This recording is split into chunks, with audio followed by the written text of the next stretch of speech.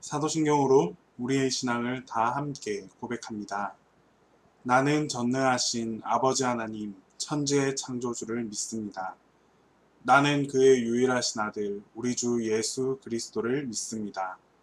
그는 성령으로 잉태되어 동정녀 마리아에게서 나시고 본디오 빌라도에게 고난을 받으사 십자가에 못 박혀 죽으시고 장사된 지 사흘 만에 죽은 자 가운데서 다시 살아나셨으며 하늘에 오르시어 전능하신 아버지 하나님 우편에 앉아 계시다가 거기로부터 살아있는 자와 죽은 자를 심판하러 오십니다.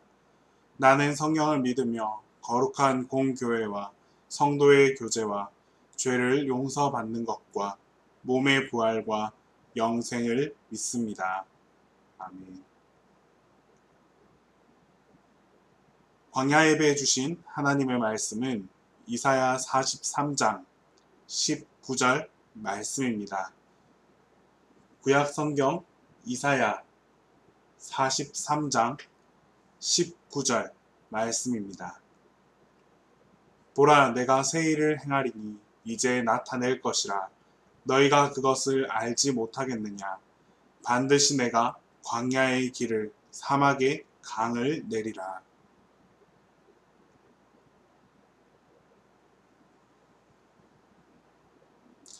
여러분 반갑습니다. 광야 예배 그 세 번째 시간을 온라인으로 우리 함께 진행하겠습니다.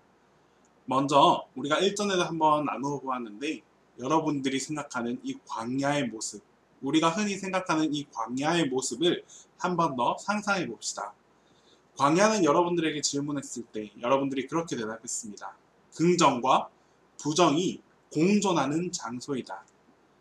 그러나 이 광야는 일반적으로 우리가 생각할 때에는 아무래도 긍정적인 요소보다는 부정적인 요소가 훨씬 더 많이 있는 그런 장소였습니다. 춥고 배고프고 또 삭막하고 또 때로는 쓸쓸한 그런 장소가 바로 광야였습니다. 하지만 이런 광야에도 아주 황홀한 그 아름다움이 존재하고 있습니다. 여러 가지가 있겠지만 그 예를 들 수 있는 단 한 가지는 바로 광야에서 바라보는 그 밤하늘의 별입니다. 제 지인 중에 동기 사역자 중에서 몽골에서 이 한국에서 공부를 하고 돌아간 그런 청년이 있었습니다. 이 몽골 청년은 그 울란바토르에 있는 그 넓은 사막, 그 몽골 사막에서 바라보는 그 밤하늘의 별을 바라보고 있으면 그냥 말이 안 나온다고 합니다. 너무나 황홀하고 너무나 아름다워서 그 모습을 한참 동안 넋을 잃고 바라볼 수 없다고 합니다. 그 정도로 아름다운 곳이 바로 이 광야의 별인데, 여러분, 광야에서 바라보는 이 별이 그토록 밝고 아름다운 이유가 무엇이겠습니까? 바로 그 광야에는 어둠이 짙게 깔려있기 때문입니다. 그 어떠한 빛의 공해도 없고 다른 그 별빛을 방해하는 요소가 없기 때문에 그냥 밤하늘에 있는 별 그 자체가 그토록 환하고 밝게 빛이 난다라는 사실입니다. 여러분, 우리의 삶도 이 광야와 매우 닮아 있습니다. 삶의 모습 속에는 광야에서 느껴지는 그런 부정적인 요소들이 아주 곳곳에 자리 잡고 있습니다. 하지만 그 광야에서 나타나는 그 부정적인 요소들은 반대로 생각해보면 오히려 우리 안에 있는, 우리 내면에 있는 그 아름다움, 그 황홀한 아름다움을 발견할 수 있는 자리가 바로 광야라는 사실입니다. 이처럼 광야라는 공간은 희망과 그리고 절망이 함께 공존하는 공간인데 우리의 시선은 과연 어느 곳을 더 초점을 맞추고 살아가야 하는지, 그것이 바로 광야에 속한 우리 크리스찬 청년들의 시작이 아닐까 생각해 봅니다. 특히나 우리 신앙인, 우리 크리스찬들에게는 이 광야의 또 다른 의미를 살펴볼 수 있습니다. 바로 고요함이 머무는 자리가 바로 광야입니다. 이 고요함 속에 우리가 가만히 한번 눈을 감아보면 우리에게 들리는 또 다른 그 광야의 소리가 있습니다. 풀소리, 바람소리, 우리가 흔히 들을 수 없는 그런 자연의 소리가 바로 이 광야에서는 우리에게 아주 세밀하게 그리고 아주 섬세하게 나타납니다. 그리고 무엇보다 그 속에서 들려지는 가장 분명한 음성, 그 음성은 바로 하나님의 음성입니다. 광야에 홀로 서 있는 나를 향해서 위로해 주시고 또 용기를 북돋아 주시고 우리가 나아가야 할 그 길을 인도해 주시는 하나님의 음성을 바로 이곳에서 들을 수 있습니다. 만약 광야에서 하나님의 음성을 듣지 못한다고 한다면 우리에겐 어떤 일들이 펼쳐지겠습니까? 정말 그때에는 하나님의 음성을 듣지 못하는 그 순간에는 광야에서의 아픔과 절망을 나 홀로 있는 그대로 나 혼자서 견뎌낼 수밖에 없습니다. 그 어떤 희망도 없고 소망도 없고 좌절과 상심으로 가득 찬 그런 나날을 보낼 수밖에 없습니다. 만약 광야에서 하나님의 음성을 듣지 못한다면 또 한 가지는 바로 우리가 죄에 빠지기 쉽습니다. 하나님의 음성을 듣고 깨닫지 못한 사람들은 귀에 들리는 그 어떤 소리에라도 쉽게 빠져들 수밖에 없습니다. 다른 사람들의 말에 귀를 기울이게 되고 그냥 누군가가 툭 내뱉는 그 한마디에 집중하게 되고 그저 미혹되고 유혹되기가 쉽습니다. 왜냐? 당장 그 광야라는 장소, 그 상황에 처해진 그 환경이 주는 무서움과 두려움과 배고픔과 그 여러 가지의 요소들이 우리에게 어떤 유혹 속에도 쉽게 빠져버릴 수 있는 상황을 제공해버리기 때문입니다. 생존이 걸려있는 이 상황에서 침묵하고 대답이 없는 하나님을 선택하기보다는 눈앞에서 당장 나에게 무엇인가 답을 알려주고 해결해 주려는 그 미혹의 음성을 쉽게 따라갈 수밖에 없습니다. 여러분, 그러나 이러한 미혹의 음성에 따르는 그 선택은 결국 우리를 죄로 이끌어갈 확률이 아주 높습니다. 실제로 출애굽 이스라엘 백성들도 그러했습니다. 그들은 침묵하시는 하나님을 원망했습니다. 당장의 배고픔과 이 목마름 때문에 하나님을 원망했습니다. 또한 하나님의 음성을 듣지 못하자 서로 간의 그 음성에 반응하면서 행동하기 시작했습니다. 결국 어떻게 되었나요? 우상을 세우게 되었고 우상을 향해서 절하는 그런 큰 죄를 범할 수밖에 없었습니다. 분명한 사실은 이곳에서 하나님께서는 이스라엘 백성들을 만져주셨고 또 위로해 주셨고 또 치료해 주셨습니다. 하나님의 타이밍이 필요했을 뿐이지 결코 이스라엘 백성들을 외면하거나 그대로 내버려 두지 않았습니다. 하나님은 끝까지 자신의 백성들을 지키시고 보호하여 주셨고 늘 필요를 채워주시는 분이 바로 우리의 하나님이셨습니다. 여러분, 하나님의 목소리를 들으면 이 모든 것이 가능해집니다. 우리가 속한 이 광야, 우리의 삶의 자리에 있는 이 광야에서도 하나님의 음성을 듣는 것이 그만큼 중요합니다. 하나님의 음성은 나를 살리는 생명의 음성입니다. 어떠한 유혹에도 우리가 흔들리지 않고 오직 하나님만 붙잡고 의지하며 나아가는 자들에게 들려주시는 그 생명의 음성입니다. 그렇다면 과연 우리가 어떻게 하면 이 하나님의 음성을 보다 잘 들을 수 있을까요? 우선은 하나님의 말씀, 하나님의 음성을 잘 듣기 위해서는 하나님께서 우리에게 주신 그 말씀, 성경을 가까이 할 수 있어야 합니다. 하나님께서 우리에게 말씀하실 때 우리가 어떻게 알 수 있겠습니까? 우리가 하나님의 음성을 들으려면 우리가 먼저 하나님의 말씀 안에 들어가서 그 말씀에 속한 자가 되어야 합니다.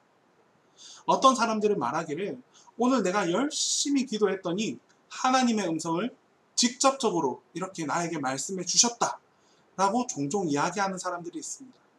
하지만 성경에 나오는 수많은 인물들 가운데 하나님의 음성을 직접적으로 들은 이들은 지극히 소수입니다. 이 말인즉 하나님의 음성을 직접 듣는 그 소수가 되기보다는 하나님의 말씀이 기록된 이 성경을 통해서 그분의 음성을 우리가 발견하고 깨닫는 것이 훨씬 더 빠르고 현실적이라는 말입니다. 말씀을 통해서 나에게 주시는 하나님의 가르침과 그 깨달음을 얻고자 노력하는 것, 그 단계가 바로 하나님의 음성을 들을 수 있는 첫 번째 단계입니다. 두 번째는 기도해야 합니다. 우리는 먼저 하나님께 기도를 통해서 고백합니다.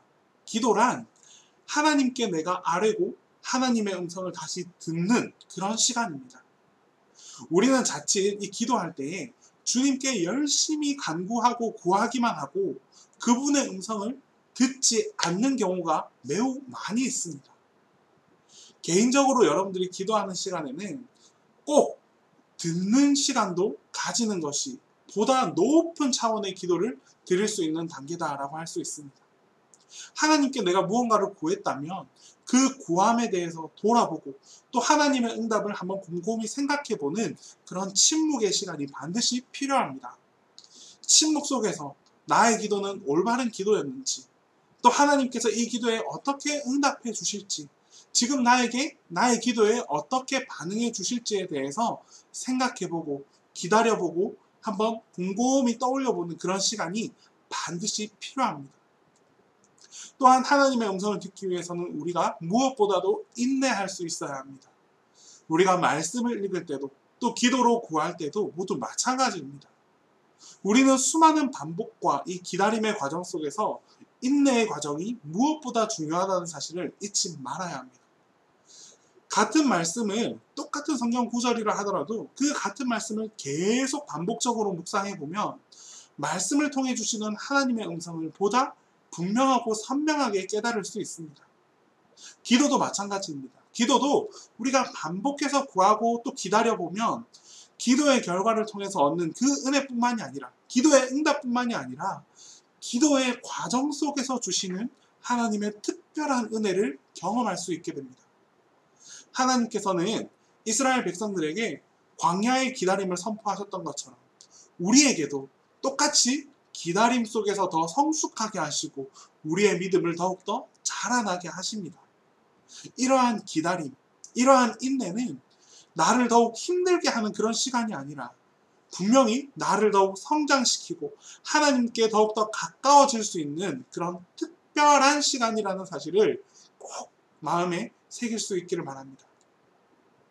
이제 한번 같이 기도하겠습니다. 여러분이 하나님의 음성을 듣기 시작할 때 여러분의 삶이 바뀌어지기 시작할 것입니다. 언젠가 여러분은 이렇게 고백하게 될 것입니다. 내가 삶을 살아가면서 가장 중요한 교훈 중 하나는 하나님의 음성을 듣는 것입니다.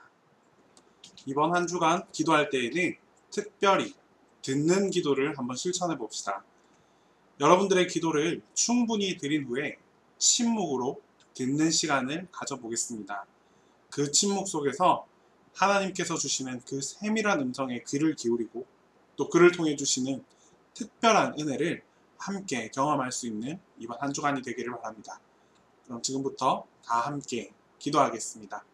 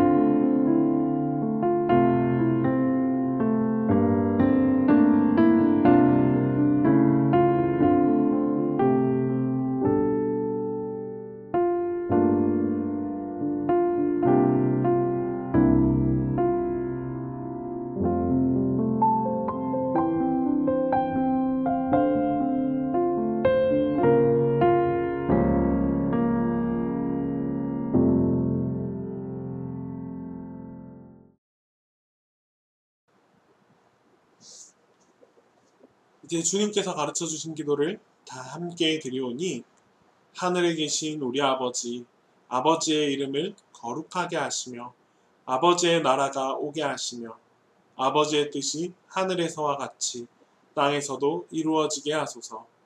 오늘 우리에게 일용할 양식을 주시고 우리가 우리에게 잘못한 사람을 용서하여 준 것 같이 우리 죄를 용서하여 주시고 우리를 시험에 빠지지 않게 하시고 악에서 구하소서.